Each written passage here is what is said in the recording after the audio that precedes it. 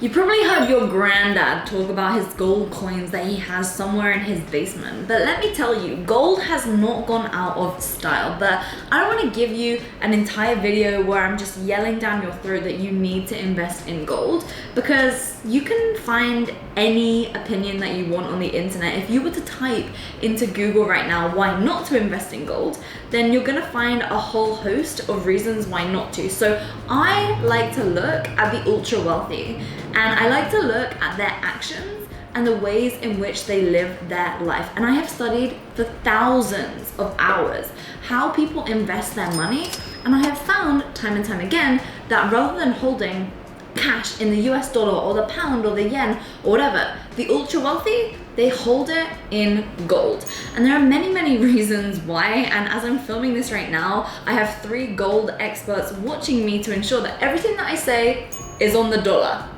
Should I say on the gold? Well, the first thing is that when you're investing money, just me sharing what I've learned over the years, when you look to invest in an asset, you need to understand the purpose of that asset. So gold isn't necessarily there to make extreme profits. Gold is there to act as a hedge against inflation. Many people think when they go to invest in something, they think about it like investing in a property. They want to increase their returns. They want to get an income each month. Gold isn't like that. Gold is there to say, okay, if you have $1,000 today, it's to hold the value of your money at the value of your money as it is right now. Federal banks like the Federal Reserve are printing money. In fact, this chart shows how much money was printed in the last year alone in the United States. That's literally triple than what's been printed ever in history before. And think about it this way. When you print more of that one thing, it devalues that thing that you're printing more of. Why? Well, because let's say you had just 100 before, well, there was more demand for that. And as the demand goes up, if the supply also goes up, then the price goes down. Learned that from my A-level economics. So I right now am genuinely fearful about holding dollars or pounds in a bank account. Because when the interest rate is so low, you are making no money for having your cash there. But the value of money is going down so much quicker than the rate of interest that you're gaining, aka not, in your bank. So it's a huge problem, right? Whereas in the world, the gold supply is very limited, very limited. Take an Olympic-sized swimming pool, times that by 3, that's all the gold that there is in the world. And because it's in such high demand, gold is very liquid. And so rather than thinking about gold as an investment like a property, whereby you're wanting it to be cash producing, constantly paying you back an income, or something like crypto, which is extremely risky, gold is simply a way in which you can ensure that the value of your money stays protected from this really strong depreciation of currencies that are out there in the world right now. And put really simply, you can just think about gold as another way to hold your cash. It doesn't need to be anything deeper than that. I could go into loads of depth on all this and start talking about the gold standard and how everything changed in the world, but that's because I've spent thousands of hours researching, investing into gold and other precious metals. Because I want to save all the nerding out for where I'm at right now. So I'm actually currently at a gold vault here in central London in Mayfair.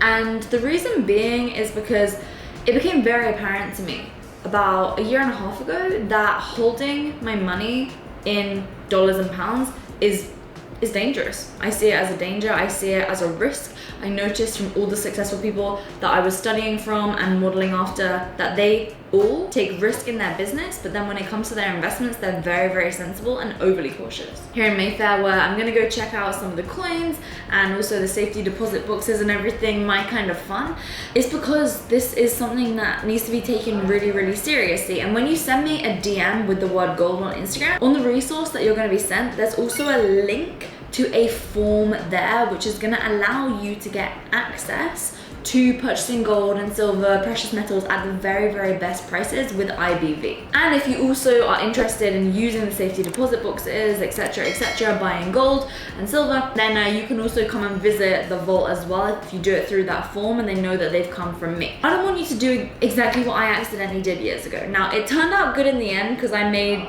quite a good amount of profit from it. I went on one of those trading platforms and I accidentally bought a gold ETF, right? So an exchange traded fund. Luckily, about, I can't remember how long ago it was like over a year ago, gold pumped and it went kind of crazy, and so I sold. And Basel 3 is essentially moving allocated gold to tier 1, which pretty much means that it's now going to be low risk.